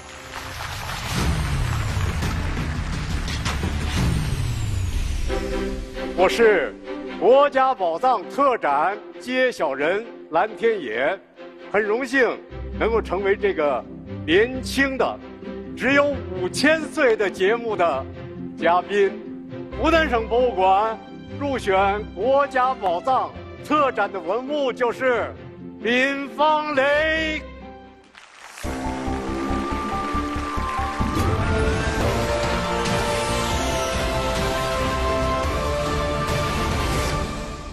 闵儿全作，父己尊仪，这是闵方雷器盖上的铭文。闵作父己尊仪，这6个字至今于器身上仍然清晰可见。3000余年前，闵氏一族为祭祀父辈先人，铸出这尊青铜重器，成为后世不可多得之绝品，堪称方雷之王。古人青铜器铸造工艺之高，对宗室血脉敬重之情足见。3000年后，闵方雷现世，却身首分离近乎1个世纪。他跌宕起伏的身世，见证了一个国家、一个民族1000年的兴衰，无时无刻不在提醒着我们，每一位炎黄子孙在沧海桑田中，我们曾经拥有了什么？在国家危亡之际，我们又失去了什么？今日，当游子归家，闵方雷的含义早已经超越了其本身。这是一件历史的政务，华夏民族复兴的转折，它铭心刻骨；当代中国的盛世自信，它满怀骄傲。有请段晓明馆长、蓝天野先生为我们启动国家宝藏特展湖南省博物馆分展，有请。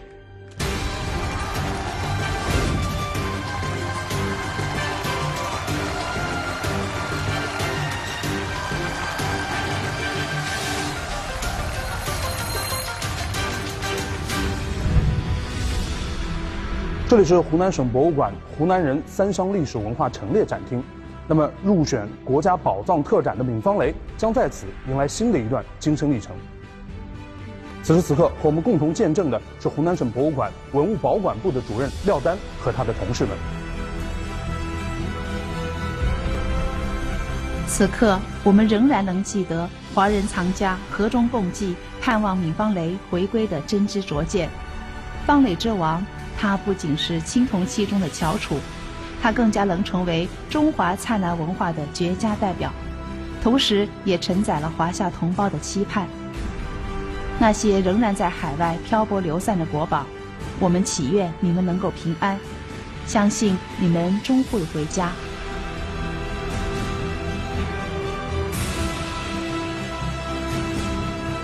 我们志愿守护闵方雷，守护历史，守护护国情深。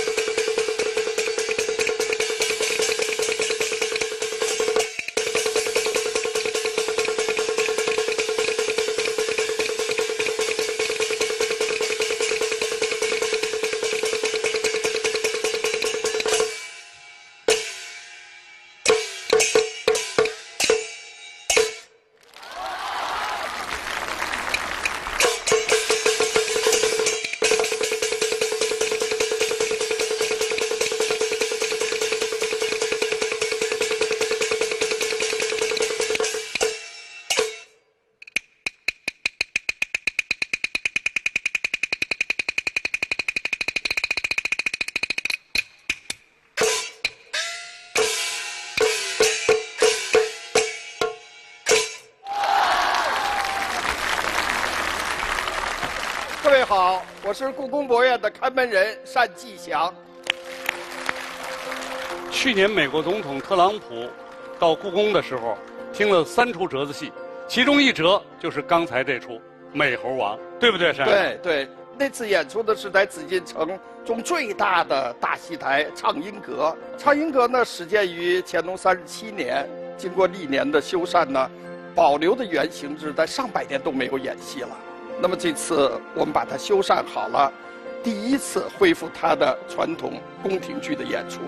所以你们刚才也有眼福了啊！同样一出戏，到这儿给你们演了一出，是不是有眼福啊？故宫博物院最特别的呀，在于它本身就是珍贵的古代建筑群，每一处建筑都是国宝。当袅袅清音重新响起在沉默100年的畅音阁中，这也是让文物活起来了。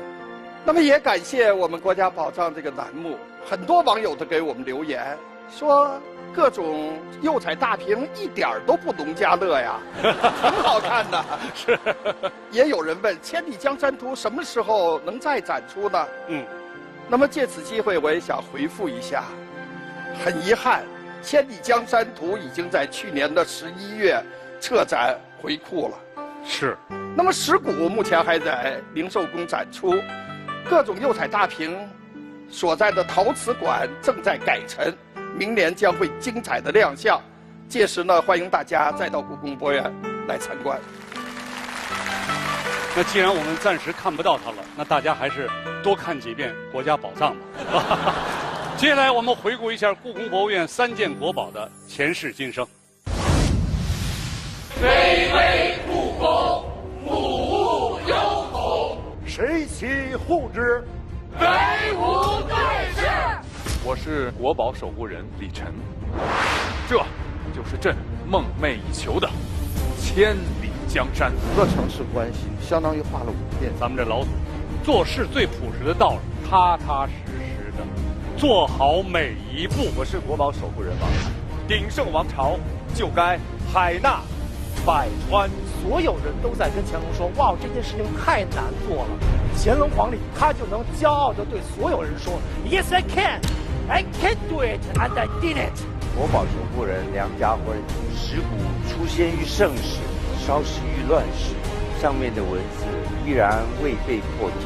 文物要是再遭毁了，文脉就断了。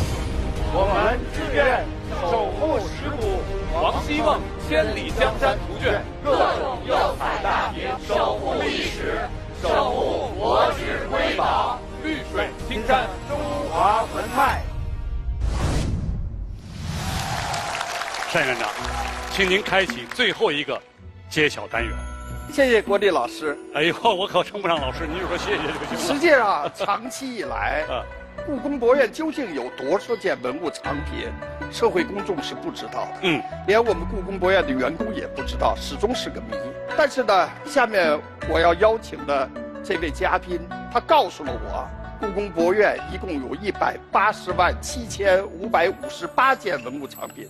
今天呢，我们又经过了3年的文物清理，到2016年的12月31号，故宫博物院藏品总数已经上升为1862690件。这是一个多么浩大的一个工程，这10年的时间才完成的。所以刚才单院长提到的这位嘉宾，我想他也一定是您故宫博物院的同仁吧？是，他就是我们尊敬的老院长，现在也是故宫研究院的院长郑新淼先生。在他的倡导下，对故宫的研究成了一门学问。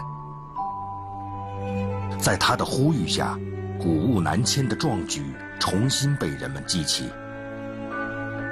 不管是什么时候，故宫人从故宫博物院成立以来，养成了一个很好的传统，就是与国宝共命运，就是以文物为第一生命。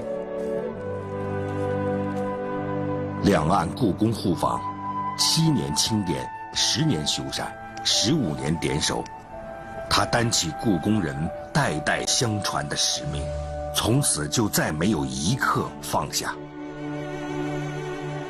故宫当然是活的。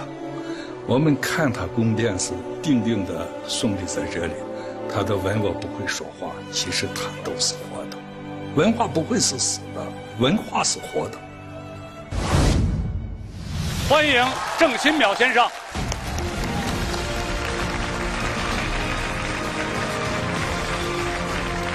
郑先生您好，郑先生好，郑院长，郑院长好。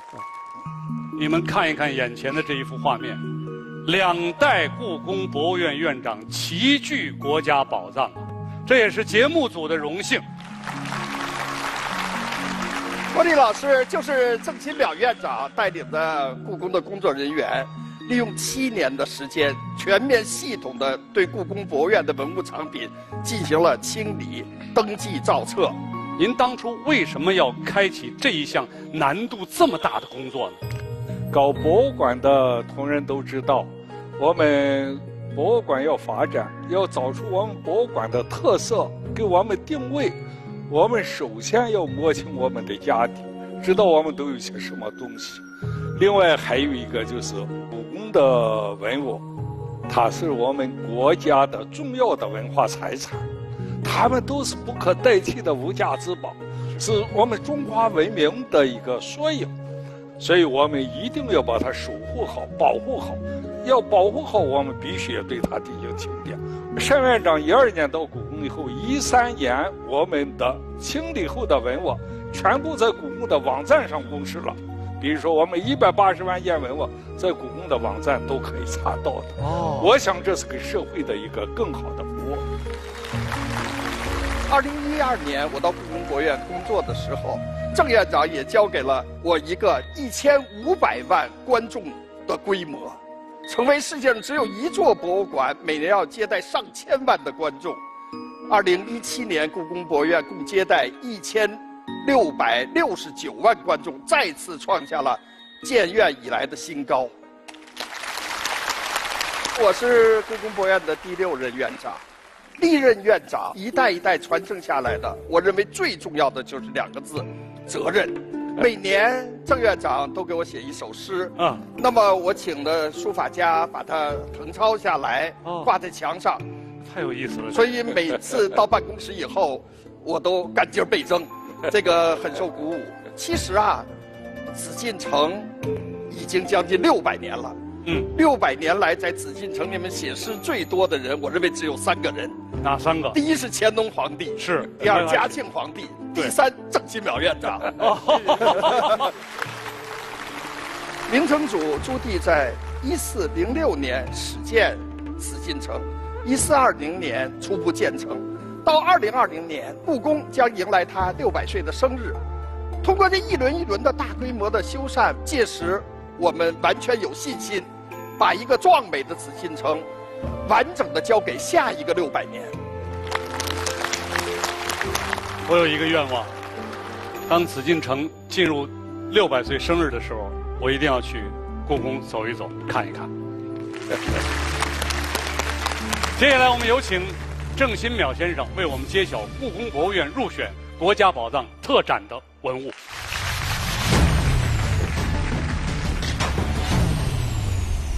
我是国家宝藏特展揭晓人郑新淼。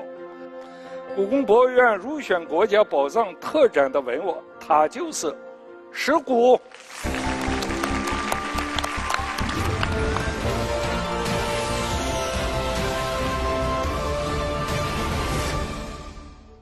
季季马殿，质质完完，这是石面石鼓中马殿石上的诗句。无水既定，无岛既平，这是无水石上的诗句。2000多年前的秦国人在赞美他们的家乡，河道修治得非常完善，树木充裕，牛马健硕。2000多年后，的是秦国人家乡容颜异变，但石面石鼓却用如此高妙隽永的汉字，将乡愁镌刻于时光轨迹之上，任其数而荏苒无惧。卷卷雀跃引云雾，灼灼甲惑绣郎釉。漂流北站偶然存，独立千载谁与有？苏轼曾经问过，为何石鼓可以独立千载？我想，也许正是承载了如此珍贵的古元记忆，石鼓才能封战院、消弭、与盛世、献身。当然，我对石鼓有一种特殊的感情，因为它发现于陕西，这是我的家乡。感谢石鼓对我们倾诉的这一切美好，关于我们的祖先，关于我们的信仰。感谢两岸故宫大学在战火风云中保护了石鼓的前辈的文士豪杰，感谢帮助我们轻重石鼓所述内容的文博研究者。谢谢大家。谢谢郑先生，请单院长郑新淼先生为我们共同启动国家宝藏特展故宫博物院分展。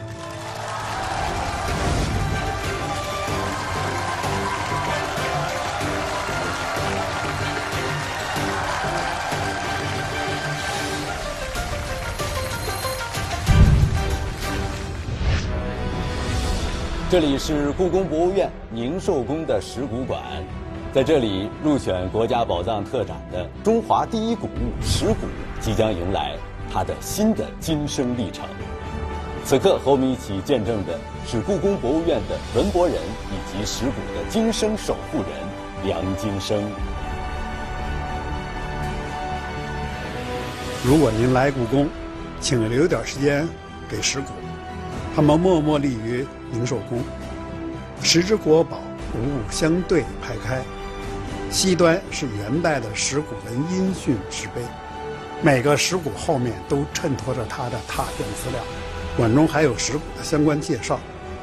到宁寿宫看石鼓，到石鼓馆看宁寿宫。我们志愿守护石鼓，守护历史，守护中华文脉。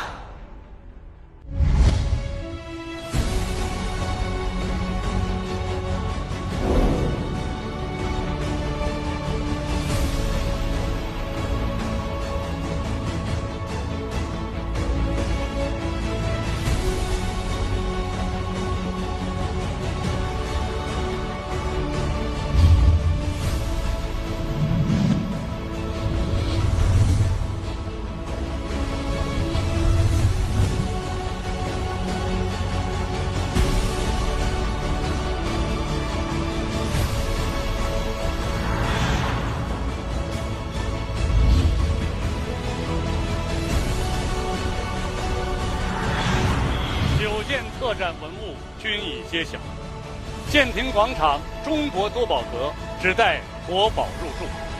接下来有请9大馆长为我们共同启动国家宝藏特展。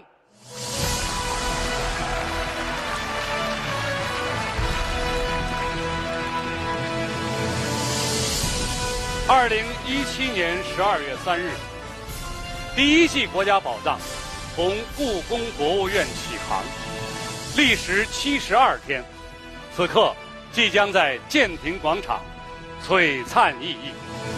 愿这一场集结全国9大博物馆共同努力的奔波忙碌，善始善终，善作善成。现在，请各位一起宣读守护誓言。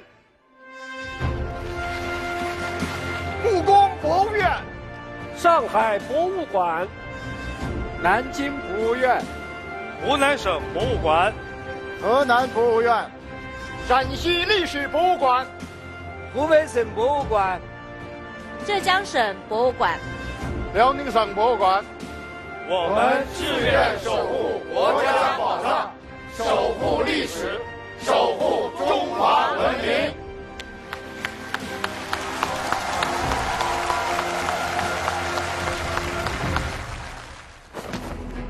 水井坊600年活着的传承，与您走进国宝特展。国家宝藏缘特展而起，以特展为节。此刻，让我们在故宫博物院建亭广场共同见证中国多宝阁的大幕开启。国家宝藏是什么？是玉琮的魂魄，是方雷的血脉，是勤俭的智慧，是铜镜的匠心，是石鼓的守护，是刻鼎的传承，是万岁通天帖的俊逸，是琉璃塔拱门的传奇，是阙楼仪仗图的盛世威仪。他们是中华文明的见证，他们是中华民族的样貌，他们是那些使我们之所以成为我们的答案。这一方中国多宝阁，注定不能尽述中华文明之美。唯愿您能走进这里，走进国家宝藏，和我们共同续写上下5000年的壮美诗篇。世间所有的相遇都是久别重逢，在国家宝藏里，我们一起与国宝文物相遇，却发现这原是一场与中华文明的重逢。国家宝藏，让国宝活起来！我们第2季再见。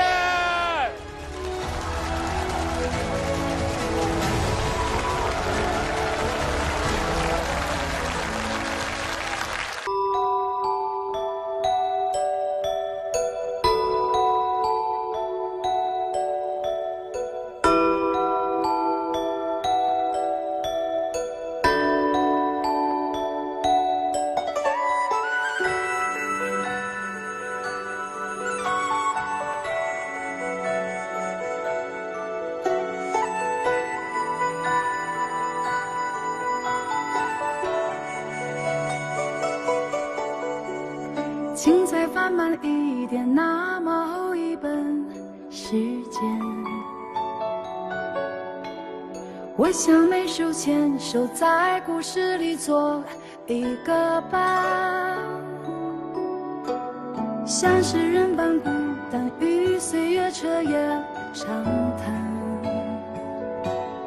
只要你有心，一览无数江山。一眼千年，相隔千年，宛如初见。梦见你千万遍，只想触梦里无关。一眼千年，沉默越深，万语千言。只要你有心，能描述这光阴似这就是千里江山，云门铜镜，天下独一无二。薪火相传的还是这中华文脉。回家才不枉我们兄弟苦等3000年呢。请再翻慢一点，那么厚一本时间。我想每手牵手在故事里做一个伴，像诗人般孤单，与岁月彻夜长谈。只有你有心，一览无数江山。一眼千年，时空旋转，飞逝如电。梦见你千万遍，只想触梦里